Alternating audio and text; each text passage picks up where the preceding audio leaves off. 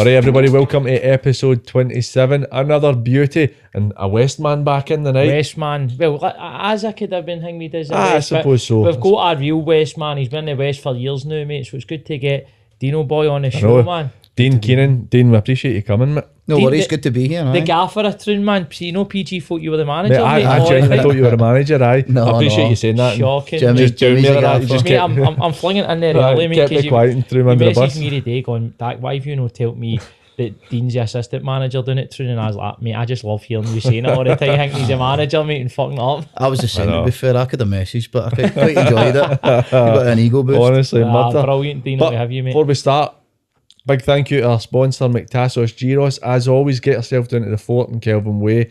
They are top drawer, best grub about, and they let me eat there for free. So I will do anything for people to go down there and spend money. So get down to there because it's class. I've nothing else I can say. Yeah, they're mate, amazing. Know what I mean? They're amazing. Right, Dean, how's things? How you getting on? Aye, good to be here, man. Aye, all good. Football's going well, life's going well. So Excellent, you can't grumble then. Right, let's go back to what we do generally is talk a wee bit about your football growing up.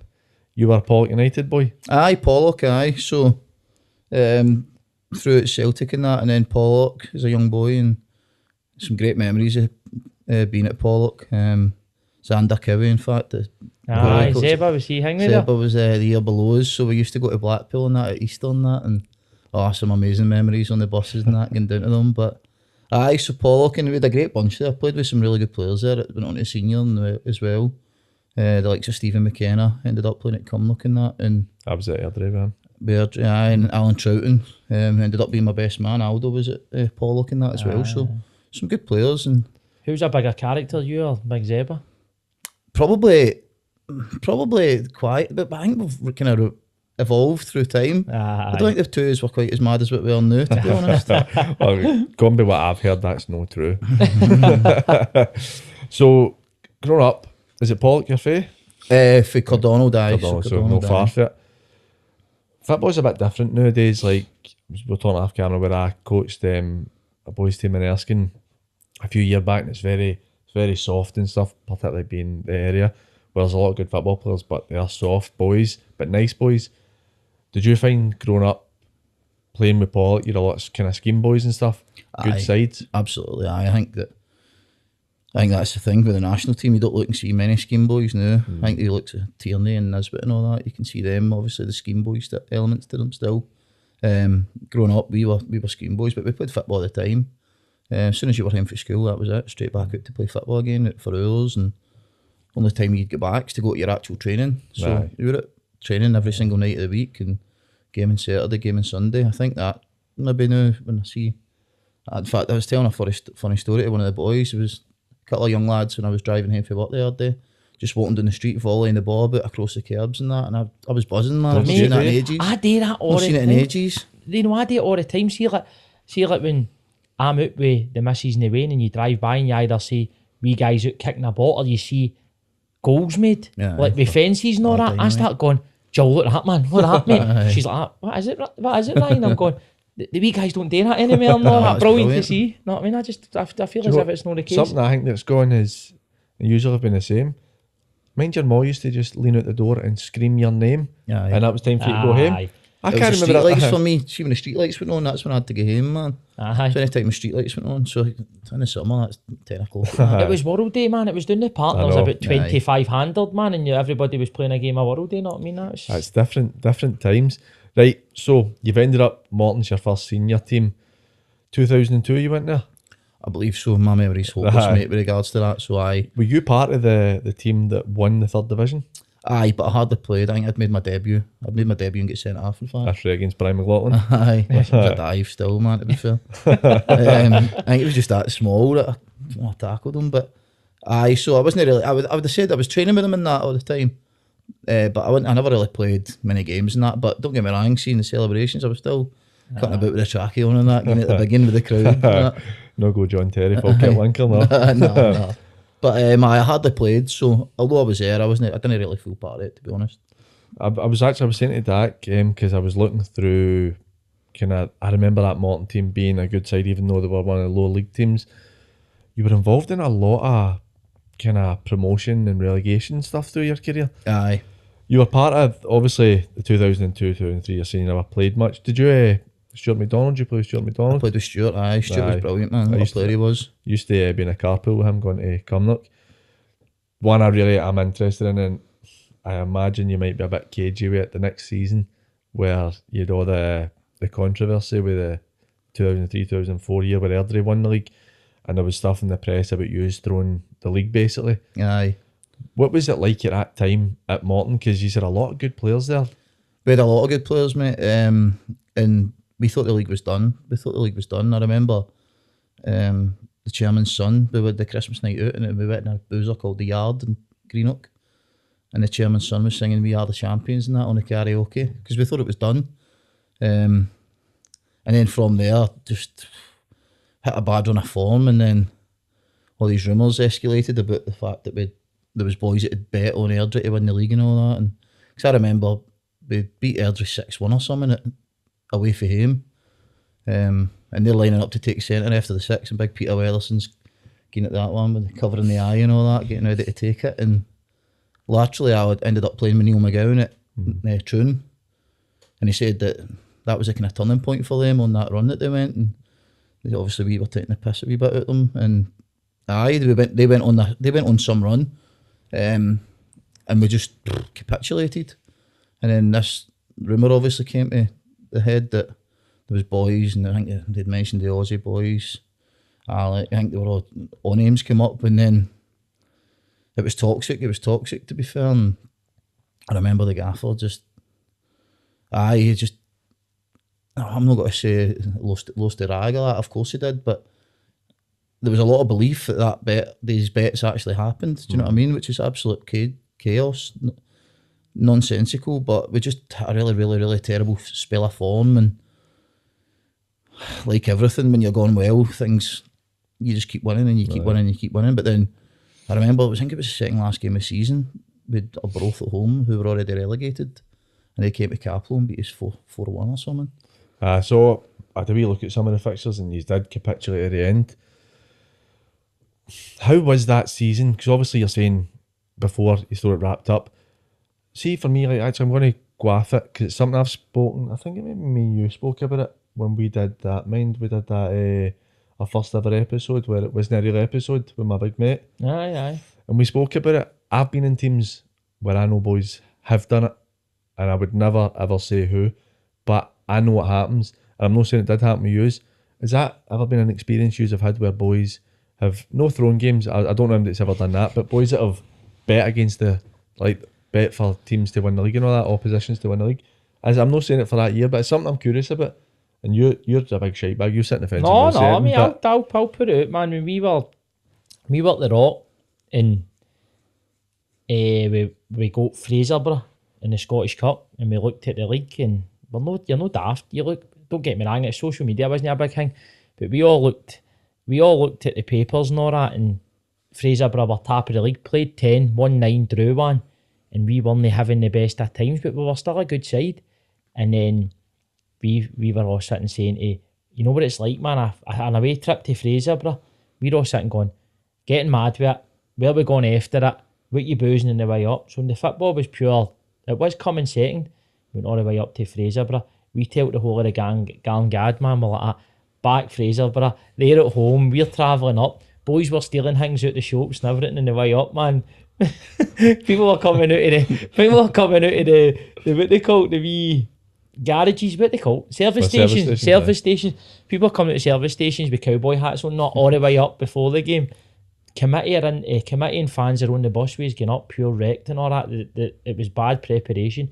And went up, man, we scudded them 4-1. Every one is went in the dressing room after the game, mate. See the amount of messages everybody got going. You's better not come get the bus back down to the Gad. We've heavy hammered it on Fraser for a big donut. But that was just a wee bit of fun. We were never going to ever throw the game, but we were just saying they'll be favourites, know what I mean? Hopefully nobody gets into trouble. I'm not telling anybody what team it was and what happened, and we won the game anyway. Is it something you've ever experienced? I think similar what Dak was saying there. I think that there's been times where your season's by, or you maybe won the league, or you've won promotion, or you're maybe not getting anything, and there's a game coming at the end of the season that certainly there used to be talk in the dressing rooms and that. I'm sure that holiday though. Aye, holiday though. That pays your holiday. But whether that actually materialised or not, I dare say that it probably did. But it was hard to gamble on the juniors because it was always a treble minimum. But that's what you'd always go and see. Like if it was like kind of the winter months, you'd be right, they 2 games will definitely be after. Big Mark Ritchie passed away when it was his memorial game a couple of weeks ago. Big Ritchie, we were playing Girvan away in the Scottish, and he was a big gambler, Big Ritchie. And it was when Meda were falling out the door and when Lithgow Rose were flying, and he took when Lithgow Rose and Meda and the two of them won, and we were playing Girvan, and he got about $2,500 back, and we won down there in the Scottish Cup on the way back, man. And he won a football card. We done a football card in the bus and he won it. Like, you dirty bastard. Didn't he come out? He didn't come out. We were like, you fine for the night out? No, he didn't even come out. Straight to him. Some man, so he was. Apologies, Dean. We're back on it. See, in the 2003-2004 season, did you break into the team that year? Aye, I'd played a lot more that year. I'd say that I'd played a lot more that year and felt more part of it, you know what I mean? Because it's hard when you're coming through, I think, as a young boy to feel as if you're really part of the team unless you're playing. So I'd played a lot more that year. I'd predominantly played centre midfield, but I'd kind of found myself playing really just where boys were injured or struggling, suspension and that, so I'd maybe play full back or left back, right-hander midfield. So I had kind of found myself playing in a few different positions at that point, but I think when you're young and that, just coming through, you're happy just to do whatever it is to get in the team. But I think probably if that was advice I'd to give anybody kind of younger coming through, I'd try and focus on playing the one position, I think, because for me, I'd played kind of all over the place, and I'd probably say I lacked a bit of confidence to play centre midfield in the end. I thought I'd be better playing at full back or laterally as a centre half where I did play. But what was it like playing with a guy like David Hopkins? Obviously he was at the end of his career at this point, but I mean only maybe 5-6 years before I remember him playing for Scotland and stuff like that. What was he like as a player? He was great, and it was great with me because I'm a big Leeds fan, you know what I mean? My uncle for Yorkshire, and I used to go down there a lot, and obviously he played with Leeds and that. He was a bit of a hero for me, so when he came it was great, and he was really down to earth and that. I mean, he's brand new, Hoppy, and some good stories in that early years about him playing. He said that he only got called up with Scotland because Craig Brown phoned him. Said he'd been watching him, that he'd got a really long throw, so he wants him in the squad for a long throw. So Hoppy was brand new. But that's my override memory. I remember Scotland were playing at Parkhead and Hopkins was basically taking corners for the throw-ins were like corners, just bombing them right in. I think we scored for them. That's Morton, because it's no far from where I'm from. They're a massive side, and at that time they were getting crowds of 4,000 and 5,000 and stuff. What was that like for you being 18, 19-year-old playing in front of crowds like that? It was good. It was definitely good. The fans, when you're doing well, are brilliant down there, and if you're well liked and you're well looked after, it was good. Obviously, we were in a kind of upwards curve at that point, going for the third division. I think the year that I'd signed, they'd been relegated, and there was a bit of trouble in there in terms of ownership, and I think Dougie came in, and obviously with the backing of the fans and that, and managed to save the club and kind of turn it around a wee bit. So we were always progressing, and the fans were magic. When you went out in Greenock and that, you were made to feel like a right hero and that, and as a young lad, obviously, you were buzzing off that. I think maybe too much sometimes. Doing it word up, trying to get in with it. Well, word up, what a place, man. Text, word up. But I think, obviously, the young lad getting caught up in it, it's dead easy to get caught up. But we used to be out there drinking all the time, and Saturday, Sundays, and there was a real community feel. You know what I mean? The fans they were part of the journey at that point, and I think that they've got a tremendous support base down there, and I think over the years, when they've had to come out in their numbers, they've done that. And see, when you were young and you said you get involved with it, Daniel, did you get involved with the senior boys going out in the Swally and all that right for a young age then? Aye, definitely. And I'd like to think that at the time that I was easily led, do you know what I mean? But I think I'd always destined to go and be a part of that and be involved. So I think the decisions, like there's boys that would, other younger lads like Jim McAllister, who had a phenomenal career playing at Wembley with Blackpool, Dundee United, and they would maybe go to the gym where I'd maybe slacking off and go to the snooker on a couple of beers, and listen, some great memories. But I think that's just the way it was. That was the decisions that you made, and I don't regret it. Do you know what I mean? You did them for the right reasons at the time, and some great days. But I loved being part of the kind of group of boys that went out and enjoyed each other's company, socialised. It was good. It was good to be a part of that, and I think as a young lad coming through, I'd always kind of play up to that as well. You know what I mean? You're the younger one of the group. I see it now, and obviously being a bit old on that. But the younger one of the group was always looked well after by the older boys, weren't they, for having a carry on in that. So did they fire you in? But did they just use you as a hangway? You know what it's like. You want to impress the older boys. That's like me the now at 36, man. Well, I've not changed. I'm still the same. But no, I can see. It was very easily led, but it was good. It was good fun. They weren't taking the piss. If they were taking the piss, then I'd say something. But it was good just to be part of it. Brilliant. Going down and having some piss soup, were you? Oh, that was wild, man. See that soup, honestly, there wasn't a day that went by that was not everything was put in it. There was always somebody up to something at that club, man, and we'd make the soup and you just get to be nod just to don't bother with the soup today. Somebody's been in tampering with it. Were you full time even in the 3rd division? Aye. We were full time, so it was good. So you come in and you're training in the morning. I mean, done for 11 o'clock on a Monday. But it was good. Sometimes you'd get sent down to the gym and that on a Tuesday to do a spin class or that. But in fact, I was talking about when you were saying about funny stories and that. There was one time that we were injured. And I think me, Ryan Harden and Jamie Stevenson were all injured. So the club would say to us, right, we'll just go down to the waterfront, just go down to the gym, do a wee bit in the gym and then come back up this afternoon. So we're like, right, we'll fire down there. So we get down there, going to the gym, man, we'll go into the swimming for a laugh. So we're in the swimming. And then obviously the flumes and all that. It was one of the flumes that you'd go down the rubber rings. So obviously being daft, what are we doing? And we're trying to kick each other off it. And I can't remember if it was Harry's or Jamie's, but it's been volleyed off and it's went flying the other side of the fucking thing and landed in the forecourt just at the kitchen. Aye. So we get flung out, man. We get flung out the swimming. The club got a phone call? I don't know. Maybe they did, but there was Gaffer never said anything about it, but I'm sure they would have. So we get sent out to do a bit of gym work. 3 injured and carrying on, flung out. Brilliant. We'll just get a couple of instant Gaffer now. Flung out the swimming. The 2004-2005 season, you finished 3rd. Then the next year, you've ended up finishing 2nd and getting promoted, beating Peterhead in the playoff. Mm-hmm. I take it you're well established by this point now. I'd played. To be honest with you, Paul, my whole time at Morton, I never really felt I'm going to be playing every week here. I was always a kind of bit part player, and even when I'm established, I still never felt confident that I was going to be playing. I was never number one choice in any position. Like I said, I'd cover for, like if Scotty was injured in the middle of midfield, I'd play there, or mids, or somebody, or I'd maybe go and play fullback if Davy McGregor was injured or that. I don't know what it was. Obviously, I wouldn't say that I did get around. I can't even remember if I played 7 or 8 games in a row.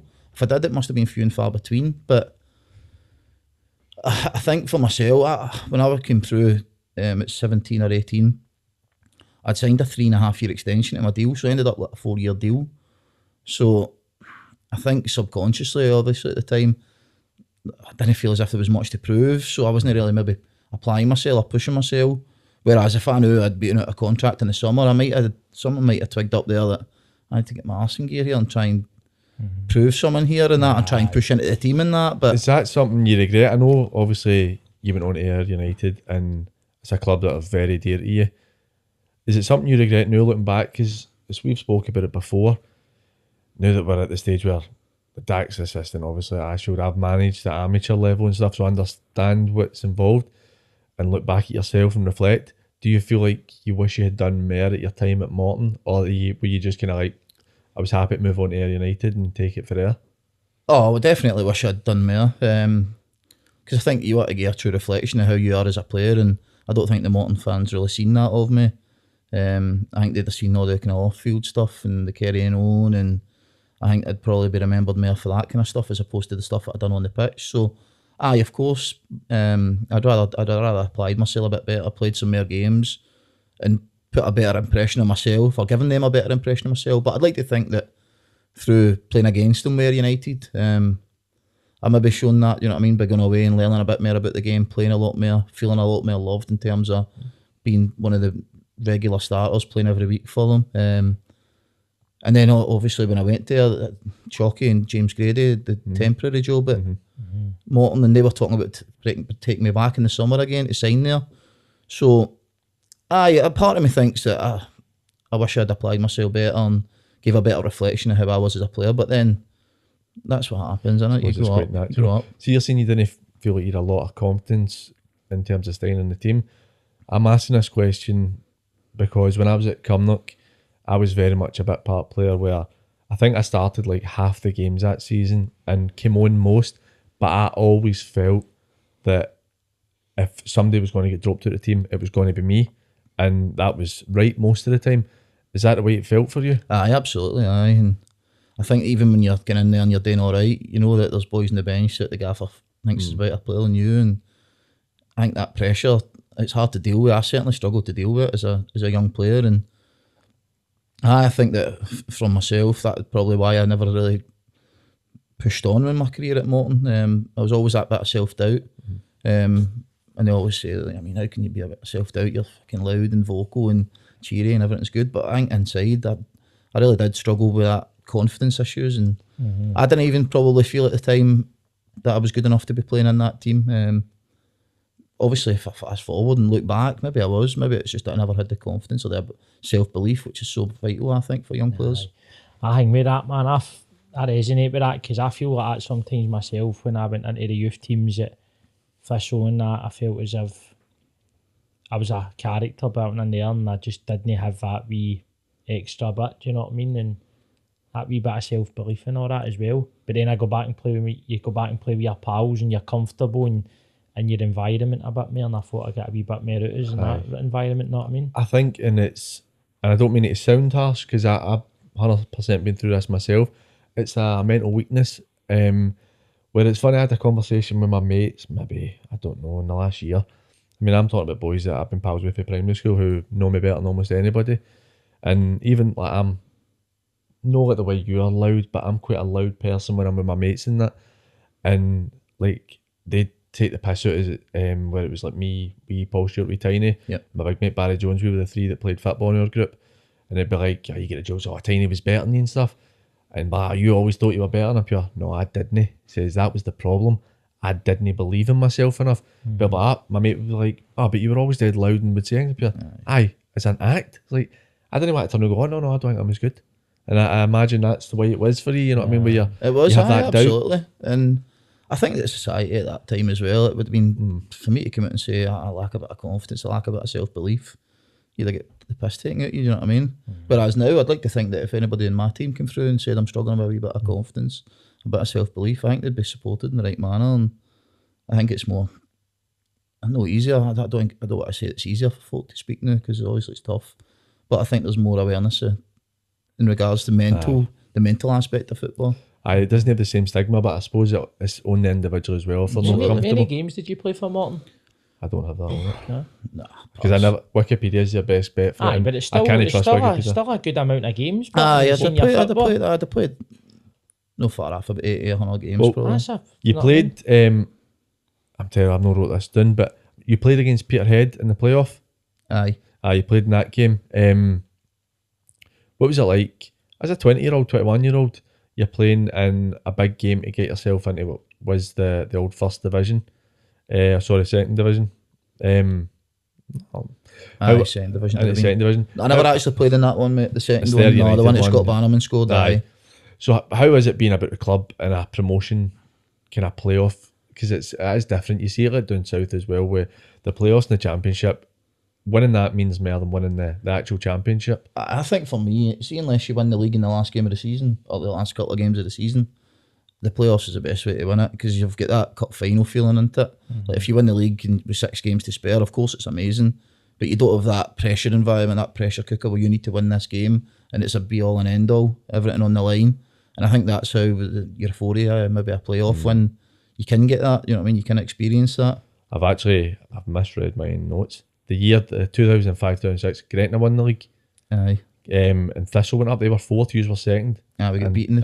Peterhead beat us. We beat us in the playoffs. I remember playing against Gretna, I think it was the year before when they won the 3rd division, and it was kind of just steamrolling everybody. They won that league comfortable, but yous were a good second place. You're in a good league with your Thistles and all that. That's quite a hard one to take, I'd imagine, finishing 2nd and then team 4th going up. It was, because I think we'd managed to keep a hold of their coattails for a long part of that season, and we knew that if we could stay in, run about the Gretnas and that, the Partick Thistles and that, like you say, it's some big teams in there that ended up going and have further promotions, obviously Gretna and what they'd achieved. But we were just trying to kind of hold on to their coattails, and come the end of the season, I think maybe doing the last 3 or 4 games, we realised that they're obviously going to go and win the league, and then we had to try and plan for the playoffs, which is hard as hell. Do you know what I mean? It's hard to. It must have been hard for Jim and Clark to kind of manage that as well with the squad. I suppose as well with the playoffs, it's something we were talking about in the roundup, which for people listening would have been last week's roundup. With Lowland League, have you seen the Lowland League voted against any more promotion? I think it's quite shoddy that a team that only one team go up in basically all the leagues in Scotland. I think it's quite a poor way to do it, having to do it that way. But the next year you went up, winning the league, beating, I think Stirling Albion were second that year. That must have been quite a good feeling going up that year. It was, and because again, Stirling Albion and Wraith, I think we're going there for the title ways, and we won the league away to Wraith. I'd managed to just get back in the team. I nearly fucked it for us. We played Stirling Albion away, and we were up 1-0, and the gaffer said to us, right, go on and kind of shore up the midfield a wee bit. So first thing I do, I go flying into a tackle with Belly, Stevie Bell at the edge of the box, and Robert Snodgrass puts one in the tap in. I'm like, oh, here we go, man. And then a couple of minutes later, maybe I was only on the pitch about 10 minutes. A couple of minutes later, they've put in the ball into striker's feet, big Colin Cram, turned the centre half and scores again, 2-1. And this was a big game for us at the time. I think maybe only 5 or 6 league games left. And the balls go up, man, and the gaffer took his back half again. Did he? Oh, so I was only on for about 15 minutes or something. How did you take that? Oh, I was fuming, man. Aye. Just pride in it. It's Pride in embarrassing, it. aye. Mate, it's not. I can understand exactly how he's taking me off, and whether it's right or no. Aye, it's hard, but Word said. Aye, definitely in the dugout at the time, and it's embarrassment. It's no. It's more so embarrassment to myself. It's not so directed at him, but it's no nice for any player. There's a few words there exchanged, and then in the dressing room as well. I remember him saying, I don't blame any of you for the defeat today, I blame him. He's single, yeah. The guy that was on for 15 minutes, it was your fault. I know. But he's like, I'll never play again in that. But that's what happens, man. It's that pressure cooker in it. At that point, it maybe seemed as if everything was dwindled away for us again, and Gaffer had maybe been under pressure with his job and that. And I think being the opposite side of it now, I can see that a wee bit, you know what I mean? Whether it's right or not, of course it's no right for me, but for the team's got to come first at all times, man. I think it's a different set of problems when you're a manager and being involved in it. You do see, like, it's not that it's personal. He's went, Dino's losing a rag today, I need to get him back off. Yeah, that's it. And it is what it is. The next year you go on loan Ayr United.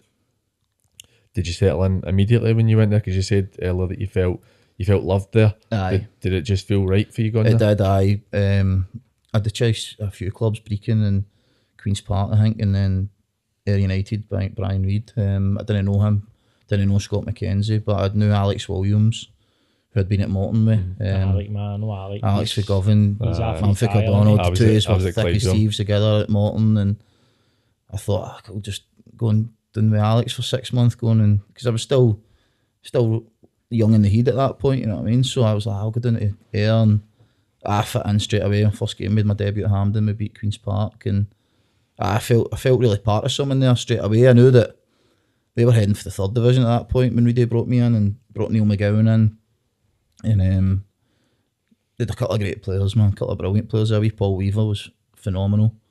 He was at Blackburn as a boy and then ended up at Ayr. So I went there, and it was a 90-day emergency loan, so it wasn't even really to the end of the season. But I went and I played really well. Few man of the matches, albeit in 4-1 defeats like that. Yeah, still man of the match, parading the trophy and that. But I done well, and I felt the fans took to me straight away because they're in a relegation battle. They need somebody that's just going to go and try and epitomise them in the stands. And I thought I'd done that as a player, and heart on the sleeve, gave everything that I could, and I think they really took to me straight away, and to the point where my 90 days was already up, and I'd already agreed to go there in the summer. I hadn't told Morton, because I think they'd have been maybe due some compensation or something, so kept it stum so I could get my signing on fee for Ayr. And that was it. I'd ended up going back to Ayr, and Jim McInally had lost his job at that point, I think. So Davy Irons has taken over in at Morton. And I'd went back. I had no expectation of playing because Morton, I think, were in a relegation battle at that point in the league above. And I went back, and it was all right under Davy Irons. I wouldn't say we were two similar guys, but I think he'd already had his team set in stone. He started to bring boys in for Gretna at that point on big money, and I knew that they were on big money. I knew they were going to play like some Brian McGuffey, Eric Partaloo, who had a phenomenal career, and Brian Wake. There was all good lads, by the way. I still speak to Big Wakey and Guff and that now, so good lads. But I knew that it was going to be hard for me to play in that short period, but it was no bad. It's learn stuff under a new manager. And I'd imagine that made it easier for you as well, though. That probably helped you with the fact you're going, well, I'm leaving anyway, and I'm not going to be letting this guy down because he's not bringing me back in. There was that feeling, but I went back and I'd actually done no bad at training in the reserve games and that, to the point where it pulled me in the night before the last game of the season. We had to beat Partick away or get a result at Partick away at Morton to stay up. And he pulled me in and said that I've been doing so well on that. I've shown that I can be trusted, and he's got to play me. He's got to play me at left back. So I was thinking, Jesus Christ, I could go in here, play left back, play well, and then all of a sudden they want to stay. They want me to stay. But it turned out on the Saturday when they picked the team, I was just on the bench and I never played. But was there a hint of relief? Aye, because I had my heart set on going to Ayr at that point. Aye. Well, moving on to Ayr, first season promoted. He's beaten Airdrie, drew to each other on the first leg, beat them 1-0 in the second, and that's the one you did play in. I know you played there. I played in that one. Aye, that was phenomenal. 2-0 down in the home leg as well. I think we Bird had scored, and can't remember who the other one was, but we were 2-0 down at half time, I think, in the home leg. And then Mark Roberts scored. I don't know if it got 2 or Chris Aitken scored to make it 2 each. And then obviously we went to, I think we beat Brecon maybe in the game before. Can't remember. It was. Brecon maybe comfortably, I think, at the time. So we went to Airdrie, and tough game. I remember in the home game, the 2 each game, I was playing right midfield, and Paul Loveland absolutely smashed me. Straight legger. That's Maybe lucky to stay sounds on. about right, aye. Aye, with Lovers. And Lovers, I know exactly. So in the second leg, the Shibre, I think it was called at the time, the ball's bounced between me and Lovers, and I know that there's no way that he's pulling out here. So I went in as well, but I've put my arm up to try and protect myself, and I've caught him right in the dish, man. So he's came gushing of blood, and I was shitting myself because by the time he get treatment and that, the ref still hadn't given me a card. Ian Bryce hadn't still given me a card, but then he gave me a yellow card, man. So I was buzzing, and then Steve Ode scored in the first half for us, Ryan Stevenson, and then I think we'd seen it the game. There was an instance in the second half where I'd made a tackle and they were trying to get me sent off and managed to stay on, but we'd seen the game out. And did Lovers stay on? I can't remember. I don't think he get sent off, but I can't remember if he got taken off. They had a good team at the time as well. The Dan Smith and the Giacomo, Scott McLaughlin, I think was there. But it was good battles. Good teams run about then. Yourselves and Airdrie were very much the two teams against each other at that time. Even when you went up, both these came back down, and it was very kind of to and fro-ies. The next season, because you obviously went up, the next season you got relegated. How was that on an individual basis for you? I don't mean in terms of getting relegated. How was your year that year, even though you went down? I thought it was good for me on a personal note, in terms of me just looking at my career and how I played. I thought I had a really good season, and it was in the first division. Do you know what I mean? That's when I never really played for Morton, so I wanted to prove myself that I could play at that level, and I did. Played really well that season, individually, and just towards the tail end of the season, we just ran out of games, and Big Reedy, my big mate, and I love him. We had quite a few loan boys at that point. I think we got a couple of boys. We got Ryan McGowan for Hearts, it was brilliant, and we had Rocky Visconti, we had another couple of boys on loan, and I think towards the end of the season, when you're really into the nitty gritty, when boys are known that they're not going to be there next year, it's a hard one. And we obviously get relegated last day of the season. It had to be at Morton, of course, and we were outstanding that day. Big Dan Mackay scored a screamer for us to put us 1-0 up, and then we conceded a goal. I think it was maybe 80 odd minutes we conceded, and then we conceded again late to get beat 2-1, and soul destroying and heartbreaking, and it's the worst feeling you can ever experience in football. And at that point, and I remember just sitting in a tough, man, bubbling away, because I'd put everything into that, and I felt, like I said, I'd always tried to play like the supporters would But if they had the opportunity to play, and I felt every bit of that for them, and I remember doing greeting and that, and big Stuart Grecian, one of my best mates, comes over and just sits next to me, man, and I think we've got a photo of it somewhere. But it was horrible, that experience, to get relegated, and that ruins your summer. I've had great summers in terms of promotions and holidays and all the carnage that goes with it, but that was horrific experience. That's what some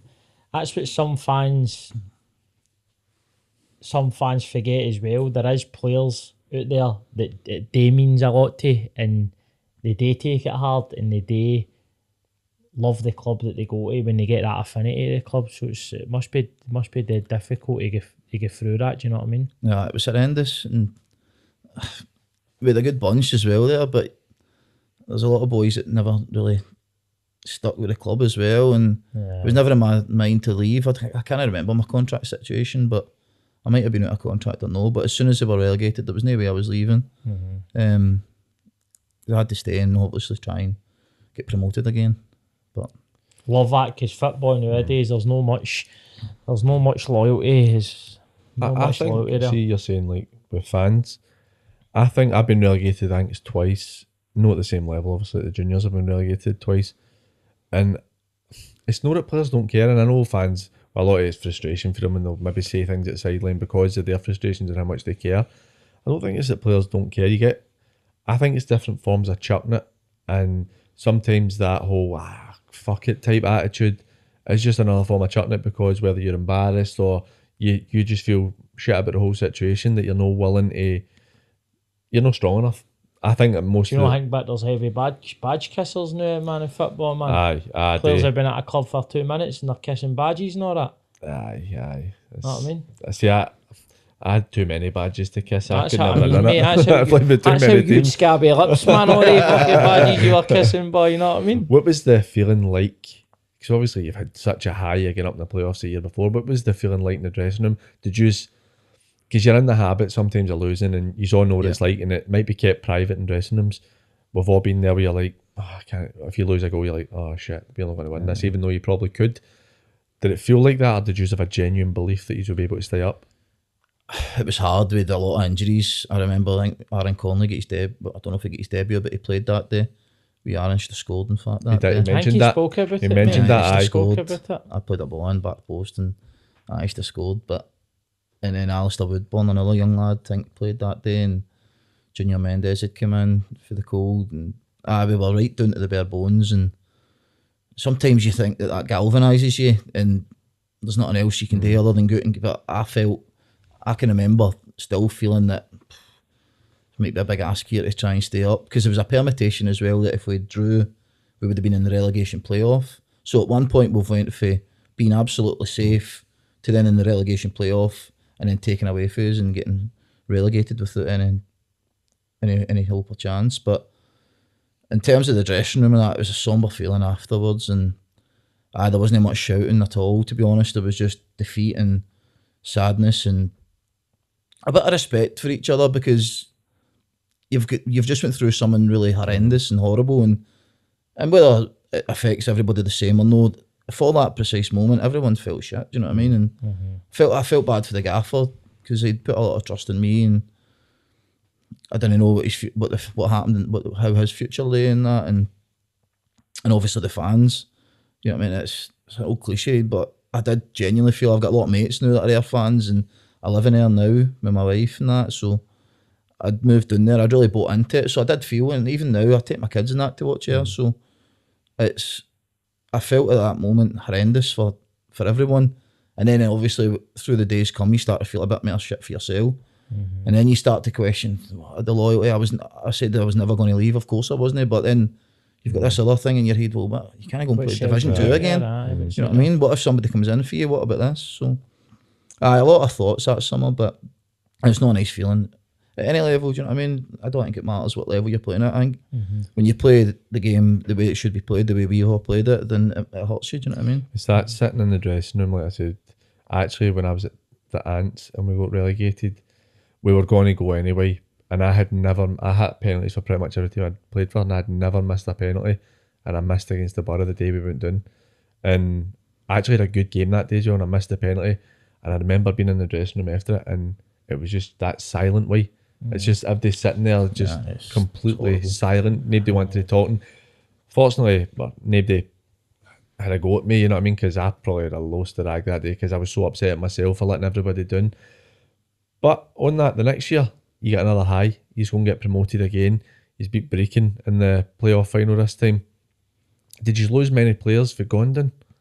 Aye. There was always a big turnaround at Ayr in the time that I was there, and I think that's how the gaffer, Big Brian Reid, done really well. He recruited really well. He get good people in at the club, and they all fitted into the way that he wanted to play. And he'd done it again. I think he'd brought in Scott McLaughlin, he'd brought in Andy Rodgers, he'd brought in Michael Moffat, all these kind of players that had a big impact towards the end of that season. And then even towards the tail end, when it was getting down to the nitty-gritty, I remember him bringing in, I think Jim Laughlin had came as well, so good bit of experience there to get us over the line in the playoffs. I think I'd done my knee in November, so I'd done my cruciate in November, so I don't think I played from November to the end of the season. But that day at Brecon, I think for Ayr fans and recent memories, if you go back obviously through Shankland and that, I've great memories recently, but when we got promoted at Brecon and Michael Moffat scored twice and late on, and Mark Robertson, I did, that was a special memory for Ayr. For me, again, I'd played a wee part in it, I'd played up to November, but when you've not got that feeling of that euphoria, it's hard to replicate. Me and Bobby Donnelly are injured in the stand watching it, and it's hard to... It's funny because you've played maybe 3 or 4 months, but if you'd played from February to May, then you're like, I was a big part of that, whereas you don't feel like you're... See one thing about Dino's career, because obviously PG's the one on the show that does all the... looks into all the facts and all the career and all that, and does all the notes and stuff. And what... some career up and downs, Dino, man, innit? I know, mate, I know. It was. Every season's either despair or it's a high in it, man. It's because I couldn't find it, and I imagine it's maybe because they didn't have the playoffs the way they are now when you were at Morton, did they? No. Because it was 2 semi-finals and then a final. Because I was looking through it and I was like, with Morton twice, you would have been in the playoff spot, and I was like, I went through everything. I was like, I can't find the playoffs. Obviously, it's happened after. So there's a potential you would have been in like 6 or 7 playoffs in a row. You know what I mean? It's incredible. Just a personal one for me. See with Michael Moffat, I remember I played against him when he was at Girvan, and I always thought he was a really good player. And he was a wee bit older, I suppose, when he went to Ayr United. How was he that year that he's came in and he's got promoted? It was frightening. It was brilliant. He came in trial in pre-season, and we really liked what we'd seen for him. I remember the gaffer really liked what we'd seen for him, and I think it actually took for pre-season. I think it was maybe 10, 12 weeks into the season before we actually managed to get him for Girvan. But again, he's benefiting from playing with strikers like Brian Prunty, Mark Roberts. And I think that was maybe the first to tell you how important they were in his career as well, because he had good technical ability, he had great pace. I think that was his biggest attribute probably at that point. But you see him now when he plays with Ayr United, he can drop into that number 10. He looks a really good footballer, do you know what I mean, without his pace. So I think that the way that he's developed his career over the years is probably doing a lot to being with Marco and Brian Prunty and even David Gormley and that. I don't know if Gomes was there with him as well, but... You're talking about guys like Marco. Marco probably didn't even remember me. I was like 16 when I came into the reserves, and he was kind of on his way out of Airdrie. We played a few games together. And you get Ryan Stevenson. You've mentioned a few guys who now even talking about lovers at Airdrie and stuff. What's it like coming up against these guys as coaches all at the same level now? It's good. It's good. Obviously, fresh in the mind with Steve-O and Marco a couple of weeks ago, and they've had a great start to their career down there, and obviously Lovers as well. Lovers is brilliant, you know what I mean? He's just the exact same on the side, and I think we're quite similar on the side as well, passionate, like to get our point across, but in the right manner as well. And what a job he's done at Benburb, by the way. What a phenomenal job he's done. He's been magic, man. And it's good to see, obviously, these guys that you've been involved with all through your career. Now you're obviously at the level that we're at the moment, and hopefully we'll be able to progress through the managerial ladder the way that we did with it's something I'm going to come back to, that kind of thing. Obviously you've had your bad injury, and that's kind of ended your Ayr United career. You've went to Rob Roy for a wee bit in loan. Or was it loan, or did you go loan? How was that stepping into juniors? Because I imagine that's your first experience at this level. I'll be honest with you, it's not something that's really fresh in my memory. My head was puggled at that point, mate. a few off-field issues and that, and then obviously with my knee, I'd no trust in my knee whatsoever. I'd come back, I think after 18 months to play with Rob Roy. I'd played, maybe Jimmy Lindsay was there at the time, and Gomes and Big John Conley and Darren Miller and Kenny Conley and Chick and all that. So there was all boys that I kind of knew for being at Ayr or whatever over the years, and Big Chris Mackey and that as well. So I went there and I enjoyed getting back into that environment. I'd been in the dressing room and that, but my knee still wasn't right, and I ended up playing like 3-4 games and I hurt it again, and that was me. I needed another operation and that. So how long were you out for that time? I think it was about 6 or 7 months at that point. Aye. What are you like as a person through that that period, that basically a 2-year period of no playing? Did you look after yourself, or did you kind of feel sorry for yourself and just kind of just go with it? I certainly never looked after myself mentally. Physically, probably not as well. I think I tended to just to be honest, at that stage of my life was just kind of passing me by, and a lot of missed opportunities, and I wasn't maybe, like I say, away from football, living the cleanest life in terms of my head and that, and the injury obviously had a huge impact in that. You know what I mean? My professional career was probably more or less ended at that point, and I think there was a realisation for myself that all the hopes and ambitions and the dreams that I'd carried, you know what I mean, that's all I'd ever wanted to do, was be a football player since I was a boy. And as much as people try and prepare you, there is people that try and prepare you for life after football. I just mentally wasn't ready, and that was tough. That was probably the toughest thing in terms of the actual injury itself and the rehab and that was tough. But having to actually deal with life and move on for a career with nothing, do you know what I mean? That was probably the toughest part. The thing is as well, at that time you're only 26, 27-year-old. You should be at your peak, whereas you're talking about how it's affected you. If you don't want it, it's no problem at all. If you don't mind though, what kind of things are going through your head? Because there's people listening to this who haven't played at that level and don't quite understand the difficulties of when you finish. Whereas like I look at it, I pretty much finished at 28, 29, but I was kind of glad to be done for a while. I just had enough. Obviously you weren't at that same kind of place that I was. How was it for you leaving football at that level? It was horrible. It was horrible, and a lot of it's to do with ego, and now being a bit older and a bit wiser and being able to deal with things a bit better, I can see that a lot of it relates to the ego. But for me, in terms of trying to get a job in that, I remember trying to get a job in the call centre in Kilmarnock, and it just wasn't. I thought it was better than that, and that's. I'm not an arrogant guy at all, but in my head, I'm thinking to myself, they're going to be saying that's that Dean Keenan that played with Ayr, and now he's fucking working in here. And I couldn't deal with it mentally. It was such a horrific battle. I remember to the point where, and I'm ashamed to admit this, there's only a few people that know this, I was actually saying to the missus, I was going in the morning and saying that I was going to work and that, and I wasn't, because I just couldn't cope with it mentally. And that was tough, do you know what I mean? But thankfully, Siobhan's been unbelievably supportive, and her family and my family, and those kind of shitter days are long in the past now. But I think for anyone, it's at that precise moment when you know mentally that your career's over, it wasn't a good place to be in, and probably never spoke about it openly and honestly with people. So that's where the problem probably lies with me. You know what I mean? I kept it all bottled up in that, and obviously a lot of, I must admit, a lot of that stuff that I've just spoke about, I've not spoke to a lot of people about, but obviously just comes into my head with Aaron Conley, you know what I mean, how he speaks about things and that, and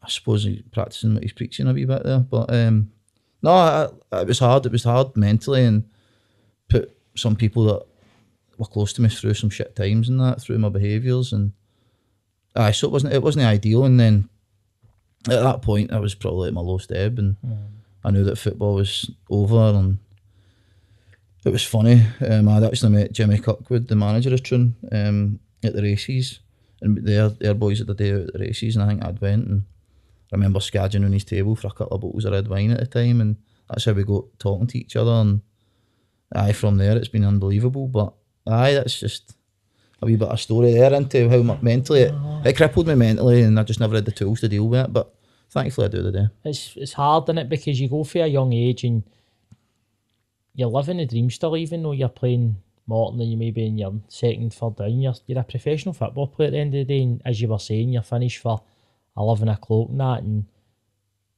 probably I wouldn't imagine school-wise qualifications and stuff like that was because your dream's a football player. So then for the realisation for that to be done and have to go into the world and try and start again, try and get a job, try and earn a living, try and support your family, it's very difficult. I think you're bang on what you're saying, Dean, and I appreciate you speaking like that and speaking honestly ways, because it can't be easy to go back, and we've said that to Azza, to go back to bad times and bad memories, but I think it is important that teams and people try and do a wee bit more for people at the aftercare of players and that, because 26, you've got your knees are fucked. Your knees fucked. It's like need a wee bit of players, I think need a wee bit of help in that. Do you think that's something that's helped you as a coach? Whereas you know how you felt and how low it got you, and like that says, appreciate you sharing it, mate. Do you think that's something that you actively do now with players? And again, you mentioned it earlier about we are more open and the stigma is lessened a bit. Is that something you try and enforce with your players? Look, if you've got issues, you come and speak to us and we will do our best to help you.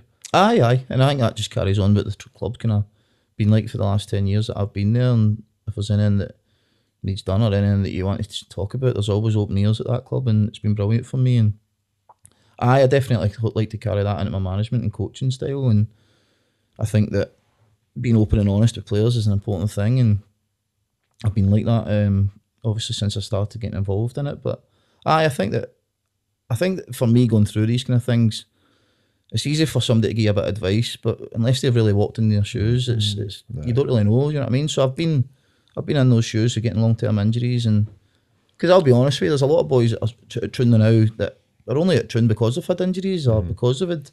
I actually saw you doing it on social media this season with one of the young boys that had a bad injury, and he was buzzing. Did he not get a goal or that? I can't remember. Was it Jack? And he with Jack. And he had a pure brilliant interview or something after it. He was like high as a kite. He'd just been back for a long time, and I think he scored. And it was, mate. He'd come back for maybe even longer, about 3 months out. But before that, he'd been promised this big American dream by somebody and bought into it, paid fortunes for it, and get over there. And then by the time he got over there to America, he was there a week, and then through the paperwork, because he had played with Troon and that, it was never possible, but we didn't know that, and he didn't know that, so he'd come back for that. Was he? He was signed as a professional here, so he couldn't go and do the scholarship. And the guy that was taking him earlier, it's shocking what he'd done from but Jack came back, so he's got that mentally to deal with as well.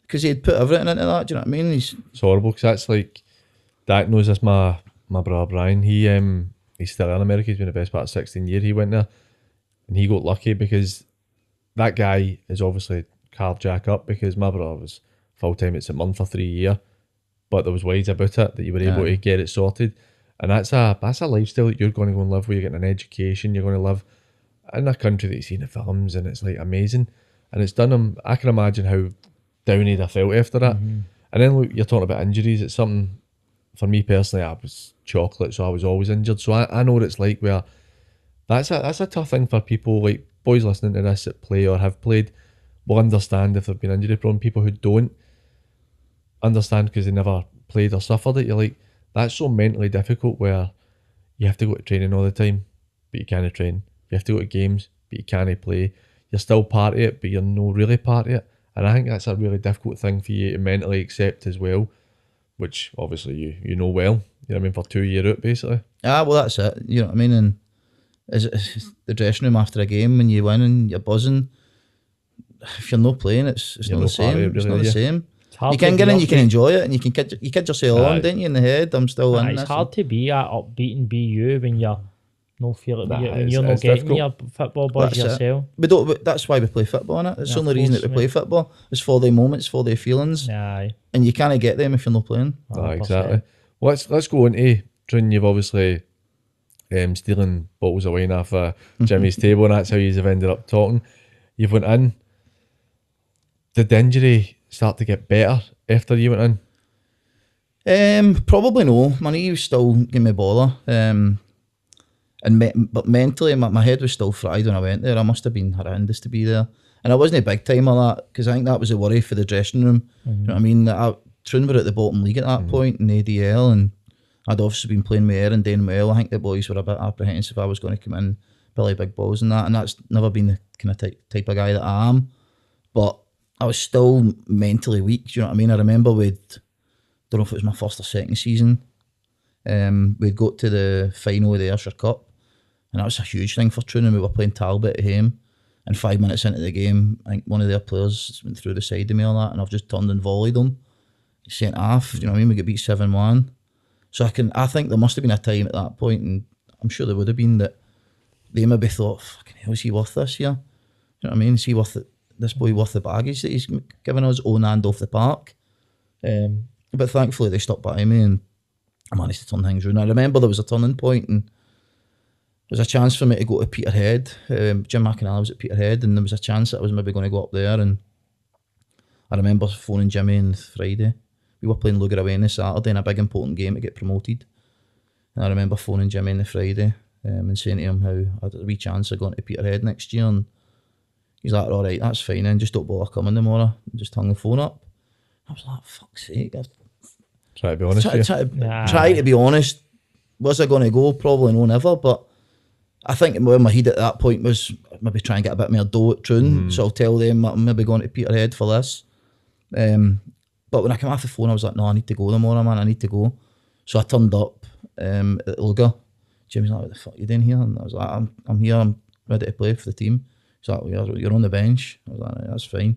Sat on the bench, and obviously that Hollywood movie, 1-0 down to 10 men, bring me on, we end up turning it around 2-1. And I think my relationship with Jimmy that day, that's when we really blossomed. That's when we really looked at each other as men and knew what we were dealing with each other. But there was an honesty there, and a trust and a respect. And I think over the years, there's been some folk that have come into our club as kind of outsiders, and then seen the way Jimmy and I's relationship is, and not being able to deal with that trust and honesty and respect. Because I think in football, sometimes that's a bit.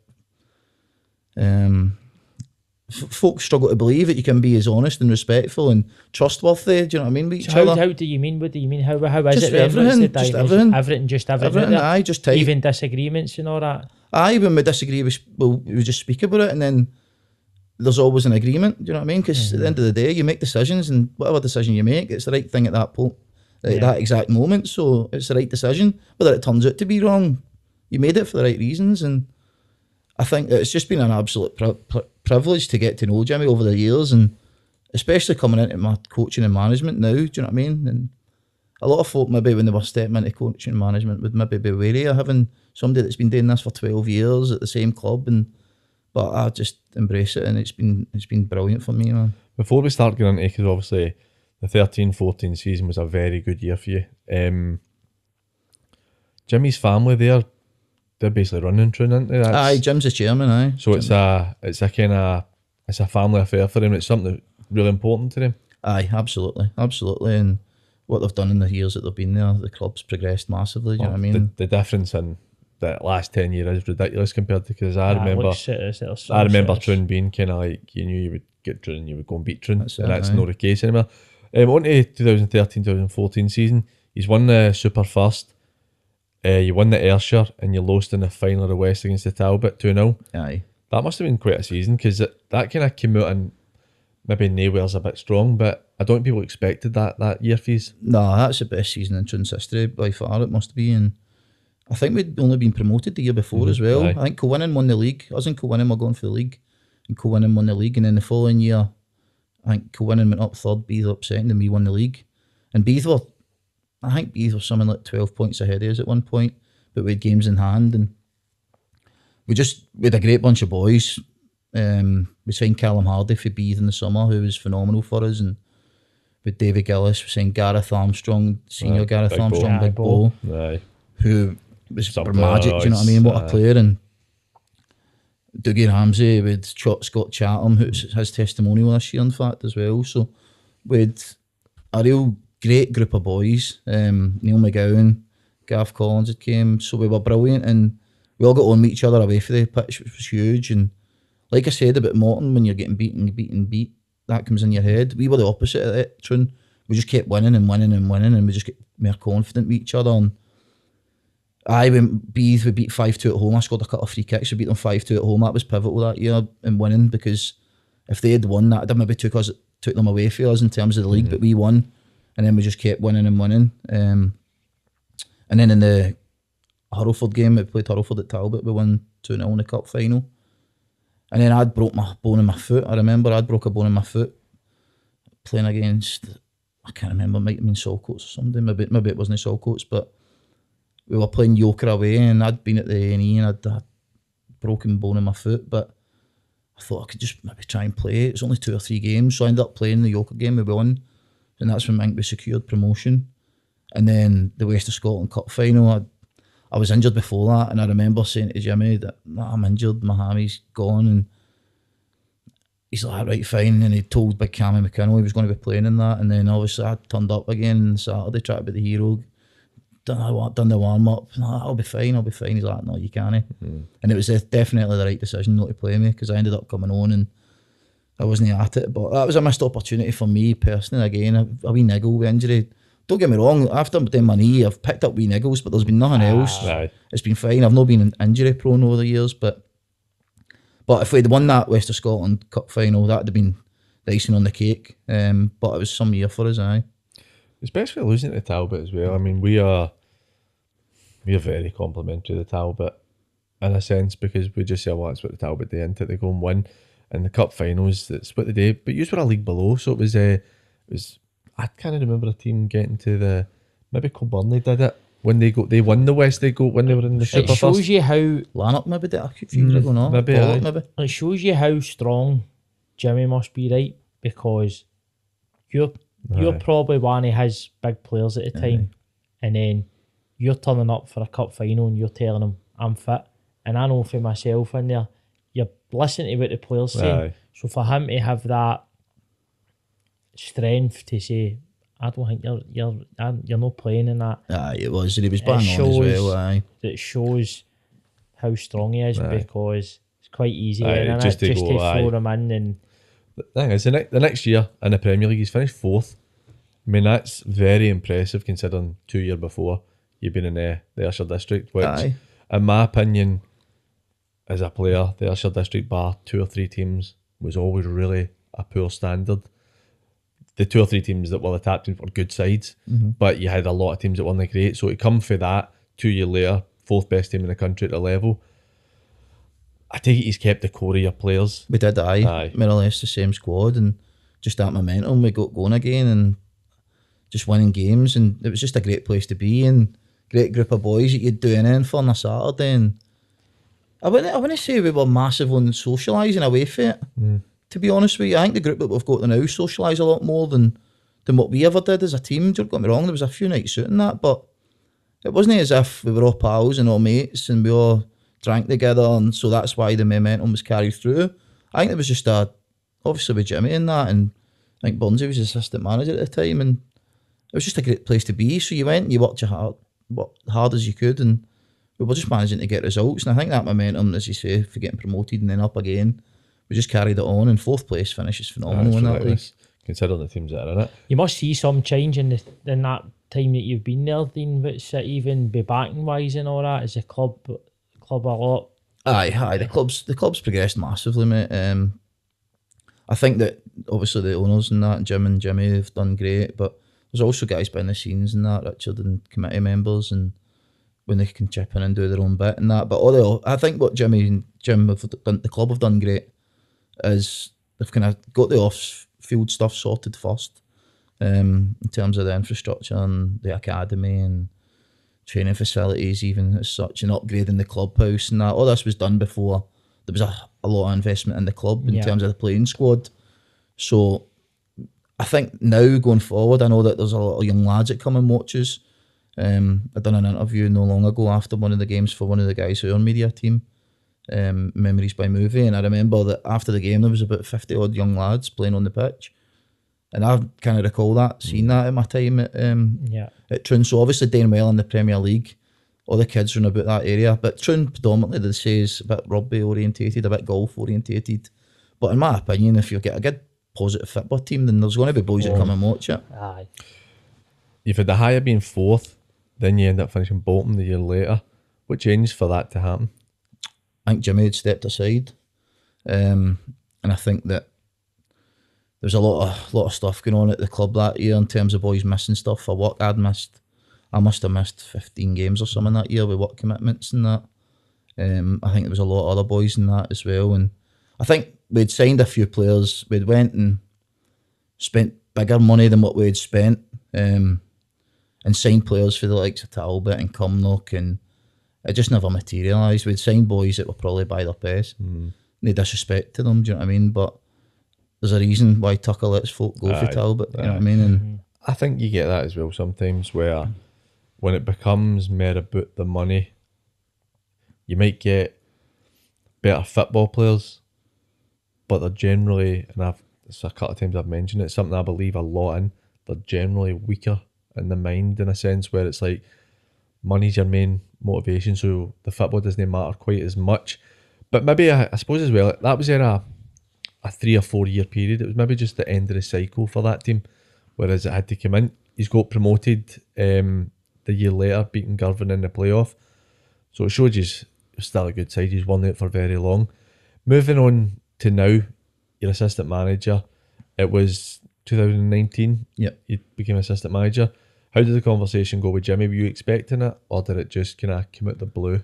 It was more so Jimmy's work commitments had really ramped up at that point, and so Johnny Bailey was his coach. So Johnny took the job, and Johnny had says to me about being assistant manager to him, and I was absolutely buzzing and delighted to do that for Johnny, and I'd played with Johnny, a lot of respect for him and that. So Johnny had says to me, and then obviously speaking through it with Jim and Jimmy in the committee, and that was the decision that was made, that I'd be assistant manager to Johnny. And then we'd a really tough start to the league. I think we had Pollock and a few other teams, and we hadn't, I think we'd like maybe 3 points after 7 games or something, or 4 points. And I think there was a bit of stuff in the background. I don't think Johnny was too happy, and I think Johnny and the chairman had a pretty direct conversation. I think the chairman said to him, come on, results need to kind of improve, and as far as I'm led to believe, Johnny wasn't too happy about that. And like I say, that whether that I wasn't there, so I'm no partial to what went on, but Johnny just came up to training and that was it. He'd moved on, and so obviously it was myself and Marty Fraser that was there and left, and Jimmy had come back into the fold a wee bit to kind of see that season out, and I think we'd managed to stay up that season.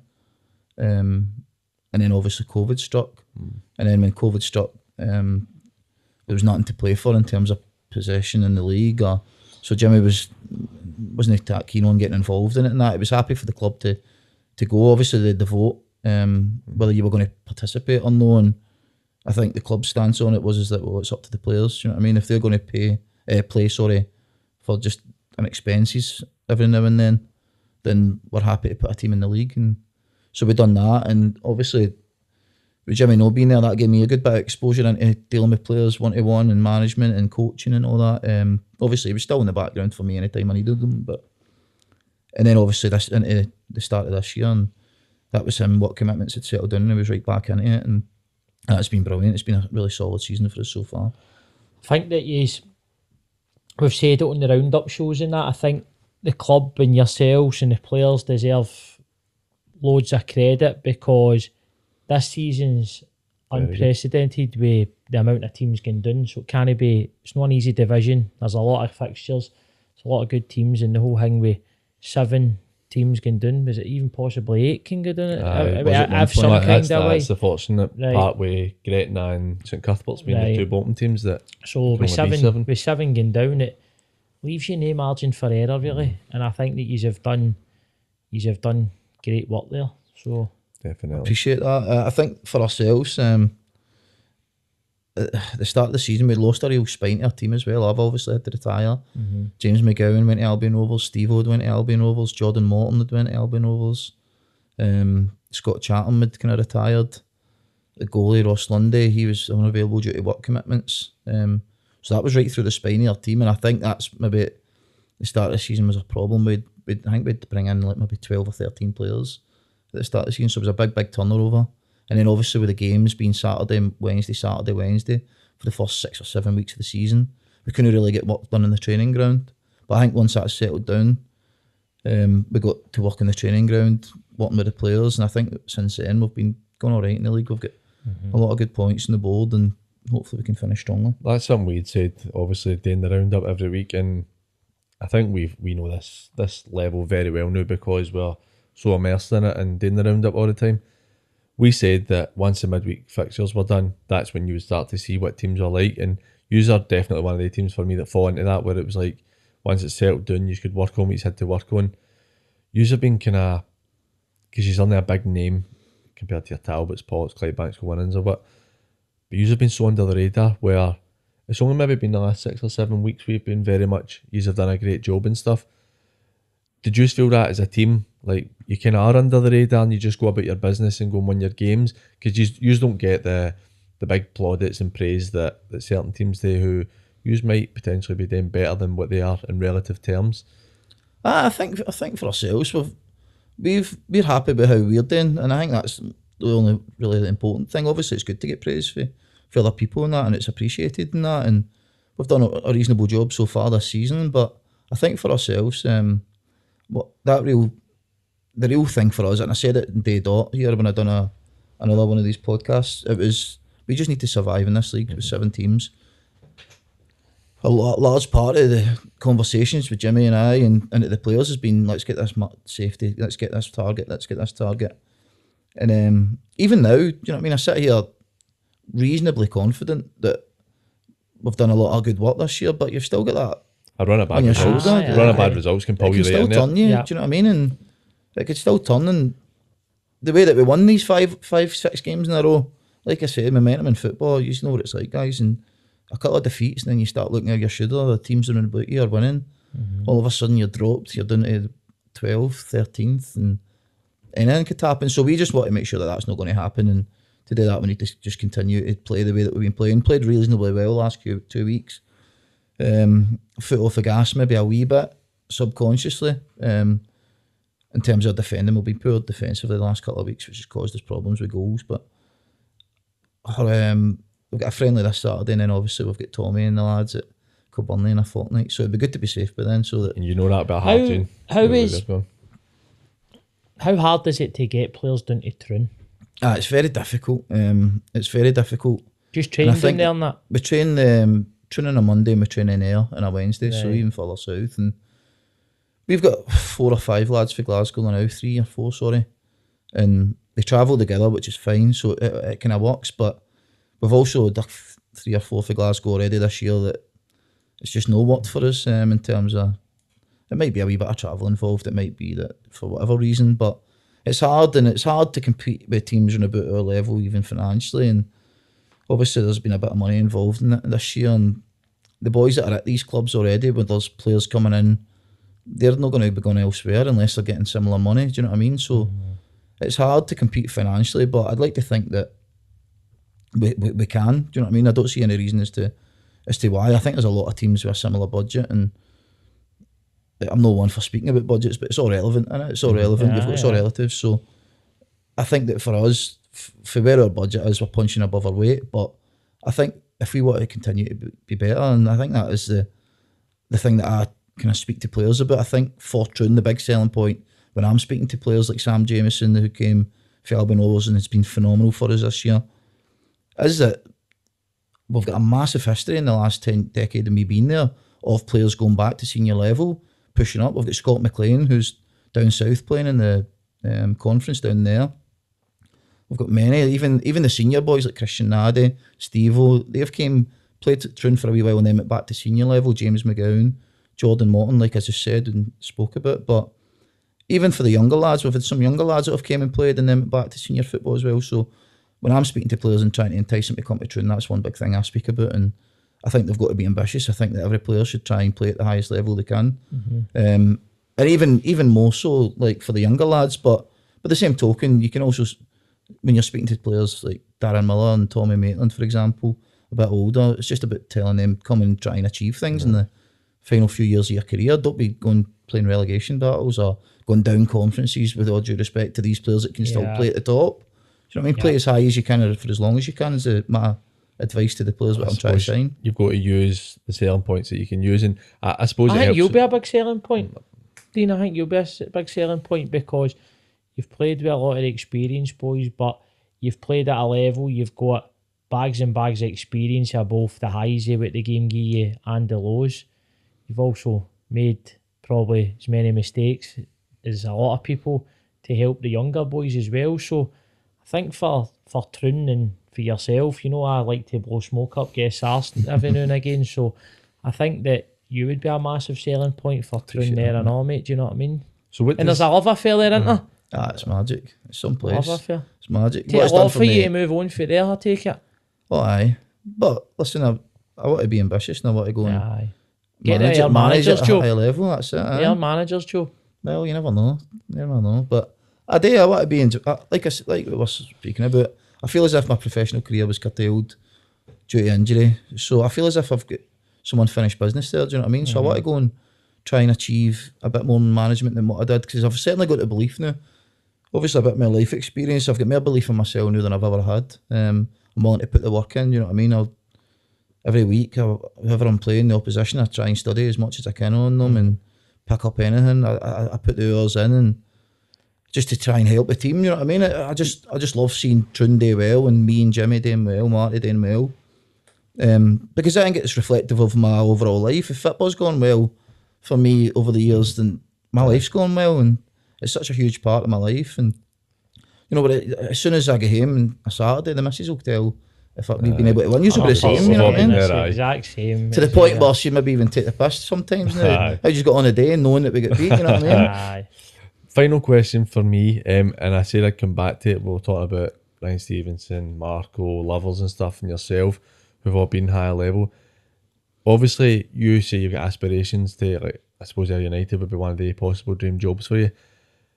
Now with the West, or the juniors going into the West and becoming part of the pyramid, do you think that, I've always thought there's a lot of good managers at this level who have never went further because of the juniors tag and almost a stigma of that. Do you think now with the change and it being the pyramid that we'll get more good young managers? Because we've got a crop of guys who are about your age or a couple of years older now who are taking our top teams.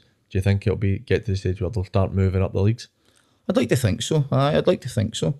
I think that stigma is hopefully no longer there. Do you know what I mean? I had that, you know what I mean, when I was there, and I was guilty of it. And it was, I think the juniors, the name tag was a big part of that, to be honest. And it's a semi-professional environment we're in now. I look at the likes of Swifty at Steny and Stevie Farrell at Dumbarton, do you know what I mean, who've came through the pyramid, who've came through the ladder. And it gives us hope, guys at our level that are coaching and managing, that have these aspirations of going up the ladder, do you know what I mean? But there's also nothing wrong with older managers that are quite happy just to be where they are and be successful. And I think it's hard to do that, so it may be even tougher to stay and be as successful in the one area. But I'd like to think that the likes of Darren Henderson and that, I know that Darren will be aspiring to move through the leagues, and there's loads of young good managers at this level. And hopefully that'll be me one day, do you know what I mean, with the backing of Jimmy, and hopefully maybe even Troon, you know what I mean? Troon can it doesn't always need to be leaving somewhere else to go. So. Do you think now that you're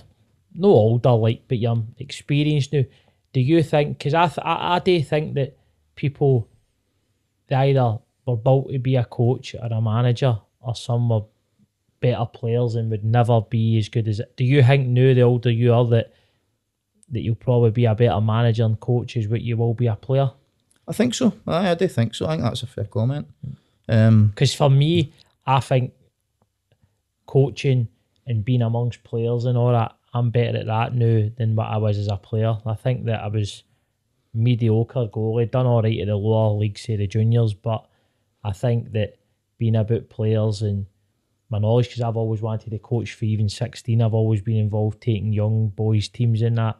I've always had the kind of coach's brain. Is that something that you were always... I remember even when I was at Morton, me and Jamie Stevenson took the under-20s and no, Jamie used to go to school with Jamie. So me and Jamie took Morton 20s and that. So I think I've always been intrigued in that, and I think that there's a lot of team management and a lot of team coaching in that, and it's a lot of hard work, but it's something enjoyable. Do you know what I mean? I've got to do my C licence badge on Sunday, and good, mate. I want to move through obviously these ranks as well, and I know that you need to do the hours and that, but like I say, I feel as if I've got a wee bit of unfinished business in terms of my professional career, and I'd love for me to be able to go back to coaching, and whether it be a coach, manager, whatever it is at this level. And like I say, ideally for me, if Troon can progress all the way through, then great, do you know what I mean? But I'm not going to be leaving Troon next year. It's my testimonial next year, but maybe the year after that if there's clubs. That's what we'll get done. We'll get down to that 100%. I was going to say, we need to come down to Troon. Have you ever played at Troon? I've not played in Troon. I was only ever there once and I didn't get on that day, so technically I've never played at Troon either. I would like, well, we need to get We'll get you down. We'll play a Legends game and you two can play. Listen, we need to stop. We need to not get invited to be fair, because we are fucking rotten. Well, it'd be fair though, one of your old teammates who should be nameless, a certain goalkeeper played in a Legends game recently and I roasted him. I dinked tap corner, posted in. It was a cross though. But we'll finish up there.